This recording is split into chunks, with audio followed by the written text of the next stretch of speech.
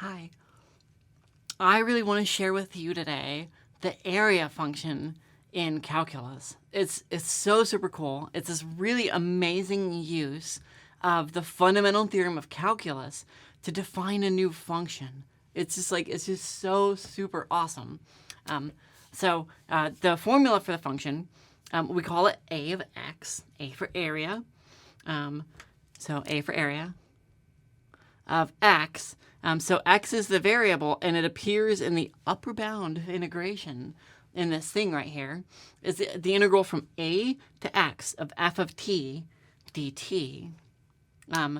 So I want to explain this function a bit, and I want to explain a couple of things and build a picture of it. I think the first thing that I want to do is the picture, because that's the part that I think is so super cool. And then I have to come back and talk about why it says t and not x there. And that there's a really important reason, and I don't think that you should ignore it. So our function f is doing whatever it's doing as it's doing its thing on some set of axes. And very often we're interested in the area from some starting point A, and then we want to consider, well, what happens as I let the upper bound of my integral as I'm computing areas change, right? So I want to consider areas up to some certain point, let's say x right there. And as I vary x, I get different amounts of area, right? This is a perfectly reasonable function to define. What I'm describing here is, this is f. What I'm describing here is a of x, the area, signed area. This is the signed area under f from a to x. One of the things that I think is unfortunate about this notation is that a of x doesn't build in the lower bound into its name. And so I really wish that it was like a sub a of x, but it's typically not. And I think that's unfortunate. It's also the case that f isn't built into a of x. So like a of x omits a couple of important symbols. But of course, like we should be able to tell based on context what the function is that we were doing and what a was as well. So when you just see a of x without a lowercase a right there, you're never going to see this, right? Like I wrote this down and that's what I want it to be, but that's not what it is. So I think I should erase it so as to like not confuse people any more than I probably already am. Okay. So we haven't really seen the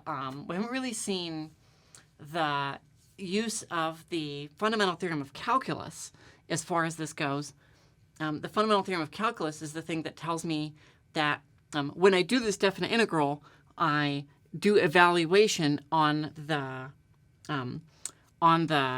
antiderivative of this function. So this is equal to capital F of x minus capital F of a, right? Where capital F is an antiderivative of lowercase f. So what I want you to see is that this doesn't have any t in it. This doesn't have any t in it. This one does, right? The t just kind of comes out of nowhere. This t, there's nothing special about it being called t. This is what we call a dummy variable. Because the name of it was completely inconsequential. I could have just as easily had the character s right there, and it has no impact whatsoever on this expression. Why? Well, let's do the vertical bar notation for evaluation of that. This is equal to capital F of some variable evaluated from a to x. And this is where I'm going to run into problems if I try putting x's right here, because then I'm going to have like x equals x up here, and it's just really weird to substitute a variable for itself. It's not something that we should do. So we put, I'm going to go back to t's. So we use a dummy variable here of name that's completely arbitrary, and I put it right there, and then I have my little t equals. And to me, this feels more natural. Whereas if I had x equals right here, it'd be like x equals a, x equals x, and that's just like, it's just a conflict in terms of symbols. And we resolve that by using a dummy variable.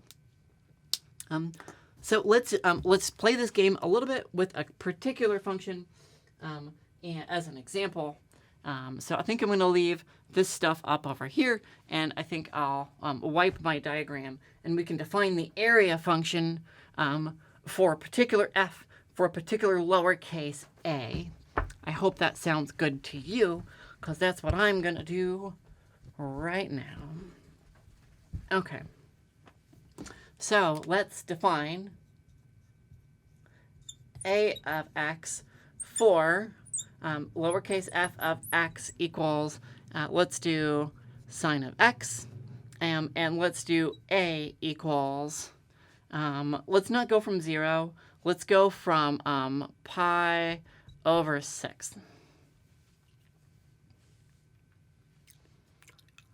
In this case, I have a of x equals the integral from pi over 6 to x of sine of, it's going to be so easy to keep putting x's right here, but that would be a conflict, sine of t dt. So I'm going to use my dummy variable right here. There's my dummy variable. And namely, it's not x.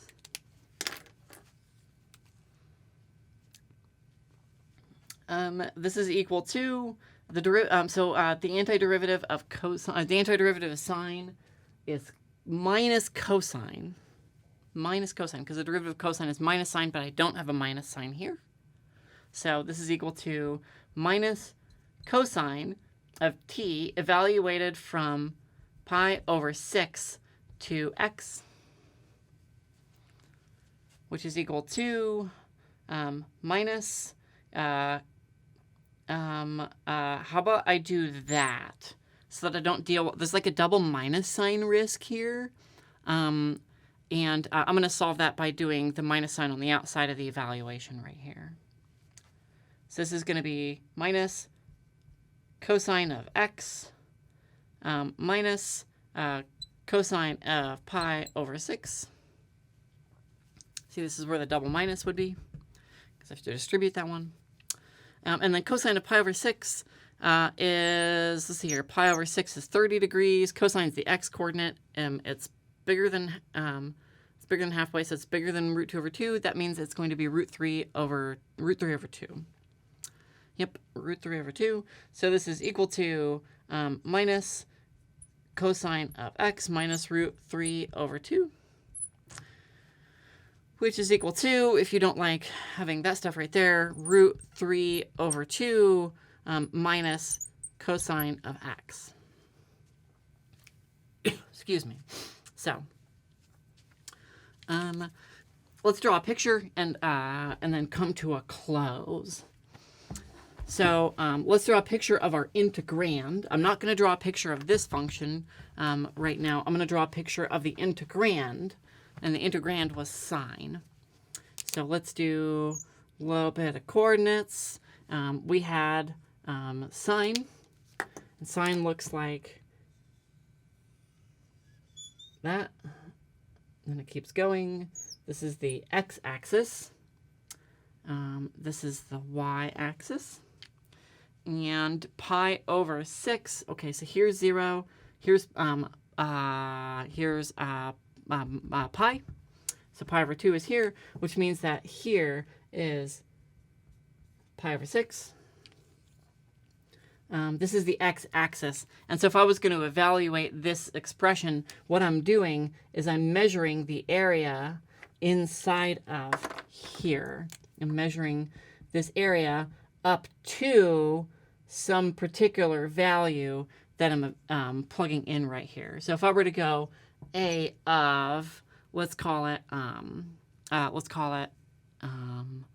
3, 4, 5 pi over 6. A of 5 pi over 6 would be this area right here. This much area right here. And if I were to put in something like A of 2 pi, then I'm starting here and I'm counting all the area, and I'll hash it that way because 2 pi is over here, and so it's going to be that. So that's going to be slightly negative, whereas A of 5 pi over 6 is definitely going to be a positive number. So that's how we define new functions using the fundamental theorem of calculus with a variable in one of the bounds of integration. And then I use a dummy variable, and then I get some new function as well. There are things I could do, like why does it just have to be x right here? What happens if I put some more complicated expression of x right here? Or what if these are out of order, and other stuff like that? And those are topics for another time. Thank you so much for watching. I really appreciate you, and I'll catch you next time. Bye.